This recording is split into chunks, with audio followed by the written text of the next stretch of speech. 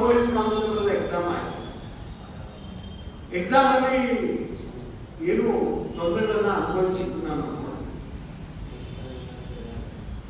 ಪ್ರಿಯಾಂಕಾ ಖರ್ಗೆ ಅವರಿಗೆ ಕೇಳಿದ್ರೆ 21 ದಿನ ಉಪವಾಸ ಸತ್ಯಾಗ್ರಹ ಮಾಡಿ ಆಮೇಲೆ ರಾಜೀನಾಮೆ ಕೊಡ್ತೀನಿ ಅನ್ನೋ ಒಂದು ಮಾತಿದೆಯಲ್ಲ, ಅವ್ರು ಎಷ್ಟು ಗಮಂಡಿತನ ಇದೆ ಅನ್ನೋದನ್ನ ತೋರಿಸುತ್ತೆ.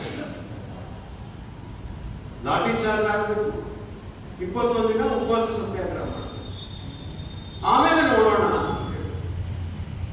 ಗಮಂಡಿತನದಲ್ಲಿ ಇನ್ನೇನಿರ್ಬೋದು ಅನ್ನೋದು ನಾನು ಉಲ್ಲೇಖವನ್ನು ಮಾಡಲಿಕ್ಕೆ ನೇರವಾಗಿ ಡಿ ಕೆ ಶಿವಕುಮಾರ್ ಏನು ಸಾಧನೆ ಅಂದ್ರೆ, ಮುಖ್ಯಮಂತ್ರಿ ಆಗಿ ಕಡಿಮೆ ಅವಧಿಯಲ್ಲಿ ಅತಿ ಹೆಚ್ಚು ಡೆಲ್ಲಿ ಪ್ರಯಾಣ ಮಾಡದಂತ ಮುಖ್ಯಮಂತ್ರಿ ಅಂದ್ರೆ ಅದು ಡಿ ಕೆ ಶಿವಕುಮಾರ್. ಯಾಕೆಂದ್ರೆ ಅವರು ರಾಜ್ಯದಲ್ಲಿ ಕಾಣೋದೇ ಇಲ್ಲ, ಕಾಣದೇವಾಗಲೂ ಡೆಲ್ಲಿಯಲ್ಲಿ ಅಂತ. ಆ ಡೆಲ್ಲಿಯಲ್ಲಿ ವಿದ್ಯಾರ್ಥಿಗಳ ಪರವಾಗಿ ಹೋರಾಟ ಮಾಡೋದಕ್ಕೋಸ್ಕರ ವೀಕ್ ಆದಾಗ ಹೋರಾಟಕ್ಕೋಸ್ಕರ ಪ್ರತಿನಿಧಿಸೋಕ್ಕೋಸ್ಕರ ಹೋಗಿದ್ರಲ್ಲ ಮುಖ್ಯಮಂತ್ರಿಗಳೇ. ಇಲ್ಲಿ ಬೆಂಗಳೂರಲ್ಲಿ ವಿದ್ಯಾರ್ಥಿಗಳು ಪ್ರತಿಭಟನೆ ನಿರಂತರವಾಗಿ ಮಾಡ್ಕೊಂಡ ನಿಮ್ಮಲ್ಲಿ ಕಾಣೋದಿಲ್ವ? ಅವರಳಲು ನಿಮಗೆ ಕೇಳೋದಿಲ್ವ? ಯಾಕೆ ಡೆಲ್ಲಿ ಹುಡುಗರು ಮಾತ್ರ ಗಲಾಟೆ ಮಾಡಿದ್ರೆ ಮಾತ್ರ ನೀವು ಹೋಗ್ಬೇಕು. ನಾನು ಮನೆ ಮುಖ್ಯಮಂತ್ರಿಗೆ ಹೇಳೋ ವಿಷಯ, ಇನ್ನಾದ್ರೂ ಕೂಡ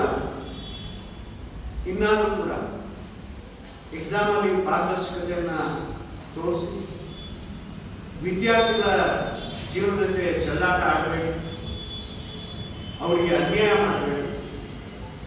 ಏನು ಬಡವರು ಬಗ್ಲೂರು ಅಂತ ಏನು ಕಷ್ಟಪಟ್ಟು ಓದಿರ್ತಾರೋ ಅವರಿಗೆ ಅವಕಾಶವನ್ನ ಕೊಡಿ. ದುಡ್ಡು ಕೊಟ್ಟವರಿಗೆ ಸೀಟು, ಕ್ಯಾಶ್ ಇದ್ರೆ KP ಪೇಮೆಂಟ್, ಕ್ಯಾಶ್ ಪೇಮೆಂಟ್ ಆದರೆ ಸೀಟ್ ಕೊಡೋದು ಗ್ಯಾರಂಟಿ ಅನ್ನೋದು ಕಾಂಗ್ರೆಸ್ ಮಂತ್ರವನ್ನು ತೆಗೆದು